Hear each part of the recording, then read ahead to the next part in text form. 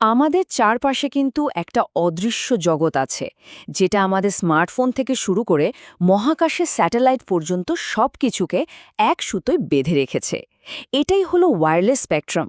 চলুন আজ আমরা এই অদৃশ্য হাইওয়ের রহস্যটা একটু বোঝার চেষ্টা করি।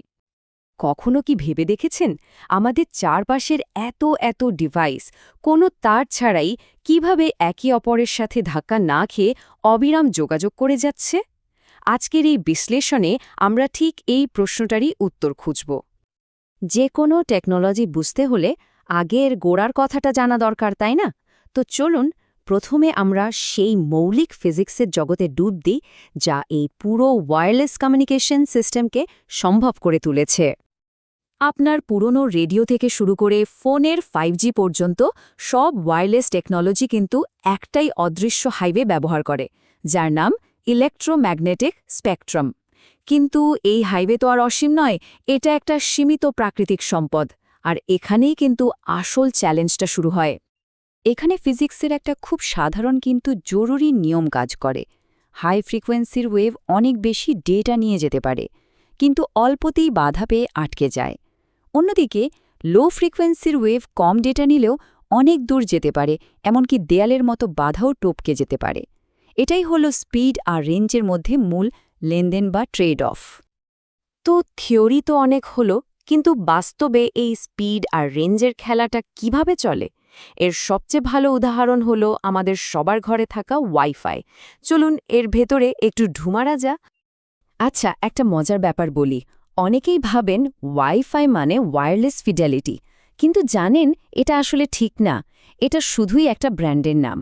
এর পেছনের আসল টেকনিক্যাল স্ট্যান্ডার্ড হল IEEE 802.11, যা নিশ্চিত করে যে বিভিন্ন কোম্পানি ডিভাইসগুলো একে অপরের সাথে কথা বলতে পারবে। ওয়াইফাই কিভাবে কাজ করে তা বোঝার সবচেয়ে সহজ উপায় হল ওয়াকি টকির কথা ভাবা। একটা চ্যানেলে যখন একজন কথা বলে, তখন বাকিদের চুপ করে শুনতে হয়, তাই না? ওয়াইফাই নেটওয়ার্কেও ঠিক তাই হয়। একটা চ্যানেলে একই সময়ে শুধু একটাই ডিভাইস ডেটা পাঠাতে পারে। যখন অনেকগুলো ডিভাইস একসাথে কথা বলার চেষ্টা করে, তখন তৈরি হয় চ্যানেল ইন্টারফিয়ারেন্স, যা নেটওয়ার্কে স্লো করে দেয়। এই স্লাইডটা দেখলেই ওয়াইফাই এর বিবর্তনটা পরিষ্কার বোঝা যায়। একবার দেখুন, শুরুর দিকে 802.1bর স্পিড ছিল মাত্র 11 Mbps, আর এখন ওয়াইফাই 6 দিয়ে আমরা প্রায় 10 Gbps পর্যন্ত স্পিড পাচ্ছি, মানে প্রায় 1000 গুণ বেশি। এই গতির দৌড়টাই প্রমাণ করে টেকনোলজি কত দ্রুত এগোচ্ছে। এখানে একটা খুব জরুরি ব্যাপার আছে, যা আমরা প্রায়ই গুলিয়ে ফেলি। ব্যান্ডউইথ হল আপনার ইন্টারনেট কানেকশনের পাইপটা কত বড় তার মতো, মানে সর্বোচ্চ কত ডেটা যেতে পারে। কিন্তু থ্রুপুট হল বাস্তবে কতটুকু ডেটা সফলভাবে যাচ্ছে। প্যাকেজে যে স্পিড লেখা থাকে, বাস্তবে কিন্তু প্রায় কখনোই সেই পুরো স্পিডটা পাওয়া যায় না।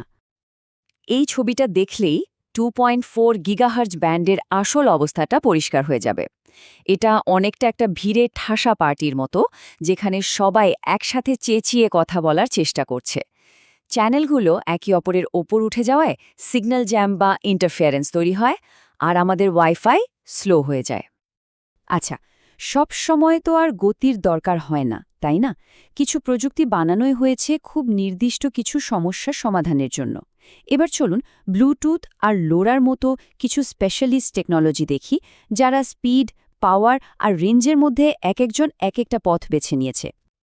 তাহলে প্রশ্ন হল, ব্লুটুথ কিভাবে ওই ভিড়ে ঠাসা 2.4 গিগাহার্টজ ব্যান্ডে টিকে থাকে? এর কৌশলটা কিন্তু অসাধারণ। এটা অ্যাডাপটিভ ফ্রিকোয়েন্সি হপিং ব্যবহার করে, মানে প্রতি সেকেন্ডে 1600 বার চ্যানেল বদল করে একটা খালি বা নিরিবিলি চ্যানেল খুঁজে নেয়। দারুণ একটা কৌশল, তাই না? ব্লুটুথও কিন্তু একরকম নয়।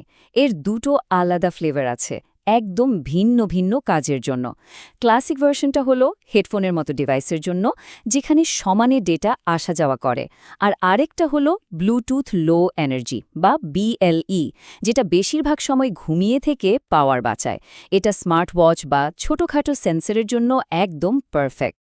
এবার চলুন এই স্পিড আর রেঞ্জের খেলার একদম অন্য প্রান্তে যাই, যেখানে স্পিড কোনো ব্যাপারই না, আসল রাজা হলো রেঞ্জ। আমি লোরা বা লং রেঞ্জের কথা বলছি। এটা দিয়ে হয়তো ভিডিও স্ট্রিম করা যাবে না, কিন্তু ছোট্ট একটা ডেটা প্যাকেট মাইলের পর মাইল দূরে পাঠিয়ে দেওয়া যায়। কিন্তু প্রশ্ন হল, লোরা এত অবিশ্বাস্য রেঞ্জ পায় কিভাবে? এর পেছনে টেকনোলজিটা হল চার্প স্প্রেড স্পেকট্রাম। এর সিগন্যাল বা চার্প এতটা ইউনিক যে চারপাশের রেডিও নয়েজের নিচে চাপা পড়ে গেলেও একে ঠিকই চেনা যায়, আর এই কারণেই এটা এত দূর পর্যন্ত যোগাযোগ করতে পারে। তো আমরা আলাদা আলাদা প্রযুক্তি দেখলাম। এবার চলুন দেখি এগুলোকে আরও স্মার্ট আর শক্তিশালী করার জন্য কি কি কৌশল ব্যবহার করা হয়, যেমন মিমো এবং মেশ নেটওয়ার্কিং। আধুনিক ওয়াইফাইয়ের একটা ম্যাজিকের মতো প্রযুক্তি হল মাইমো, মানে multiple input multiple output.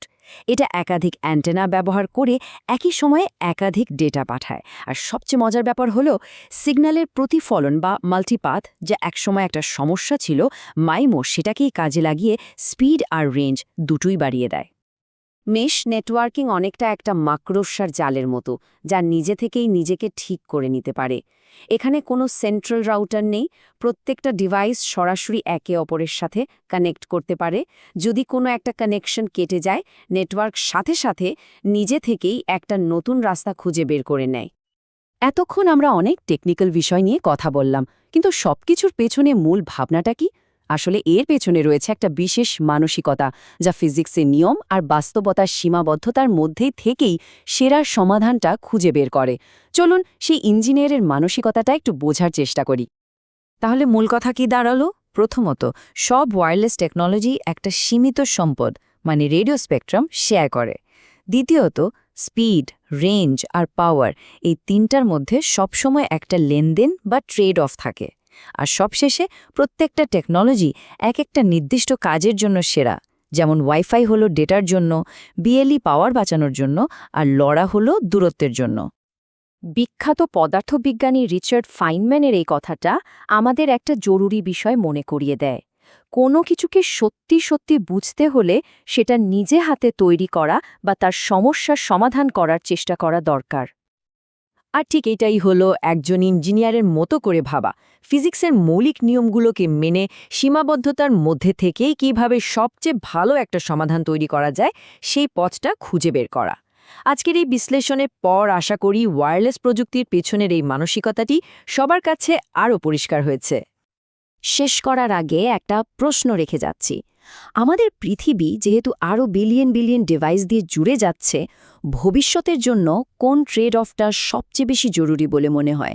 Speed, পাওয়ার নাকি রেঞ্জ? ভাবার মতো একটা বিষয়, তাই না?